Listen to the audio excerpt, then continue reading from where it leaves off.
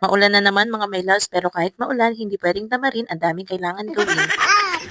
Hello mga my loves, kamusta? Another day, another vlog. Tara, samahan niyo ako mapagod. Pag ganitong maulan, ang sarap na lang sana munang matulog at magpahinga. O, ibang sarap na naman nasa isip mo. Pero hindi pwede, kailangan nating dumiskarte kasi gusto ko mabigyan ng magandang buhay ang dalawang batang to. Kaya bawal tayong tamarin. Eto nga, hinilot nga nila muna ako. Libre lang naman, kaya sulitin na natin.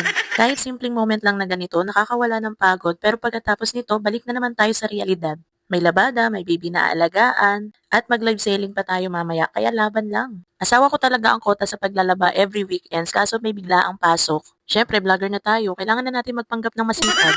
At saka pag mami ka na, yung mga naiisip mo na hindi mo kayang gawin, magagawa mo na ngayon. Hindi uso sa atin na nakapokus lang tayo sa isang gawain. Dapat marunong talaga tayo mag-multitasking. Kaya ngayon napatulog ko si Dave, nagsalang na agad ako ng mga labahan. Automatic nga ito, kaya pwede ko itong iwan at mag-live selling. Alam niyo mga may loves, kung nasubaybayan niyo yung dati kong buhay, ang layo na talaga ng narating ko. Hindi pa tayo paldo ha, pero malayo-layo na yan sa dati. Kasi dati my loves, pag ganitong may ulan o may bagyo, pati sa loob ng bahay namin, kailangan mo magpayong. Kaya itong maayos na tirahan, ito talaga yung pangarap ko para sa mga anak ko. Ayoko maranasan nila yung naranasan ko dati nung bata pa ako. So ayun na nga, habang naglalaba tayo, inayos ko tong mga paninda ko at iaakyat ko kasi doon ako magla-live selling. Nahilo na nga lang talaga sila. Kung nagsasalita yung mga to, baka nagreklamo na to. Kasi kung nasan si Dave, doon talaga ako nagla-live selling. Kaya minsan sa kwarto, minsan sa sala. Tapos pag nagising na siya at magpe-playtime na siya, sa baba na ako magla-live selling. Kaso gusto niya talaga akong puntahan at mangulit.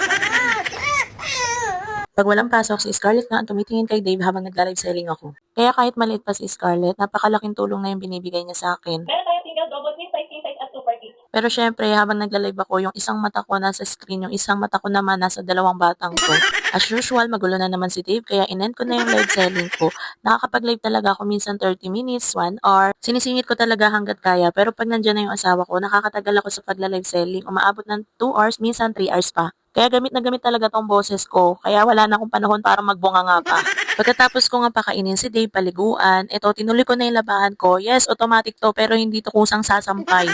Inabot na nga tayo nito ng gabi sa daming gawain. Ewan ko ba parang kulang na kulang sa akin yung isang araw. Ang bilis talaga ng oras, 'di ba? Pagkatapos ko nga magsampay, inaayos ko na yung mga paninda ko at magla-live selling na ako ulit. Pagtapos, syempre mag-asikaso na tayo sa baba para kumain pero ito may makulit na naman na umiiyak-iyak. Na para bang kada segundo namimiss niya ako agad. So ayun lang mga my loves, thank you for watching. See you on next vlog.